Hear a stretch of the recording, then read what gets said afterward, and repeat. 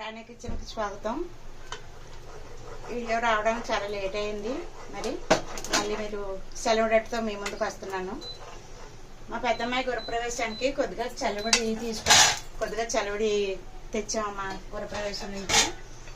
అదే చలివిడి ఇంట్లో మామూలుగా తినకపోతే కొద్దిగా వేడి వేసి చలివిడి నానబెట్టి కొంచెం ఓ స్పూను కరసి ఓ స్పూన్ పచ్చి కొబ్బరి వేసి ఈ కంచిలో ఇలాగా కలుపుకొని తీపి సరిపోతుంది. చిన్న స్వీట్లో కాబట్టి చిన్న సాల్ట్ వేసుకోవాలి.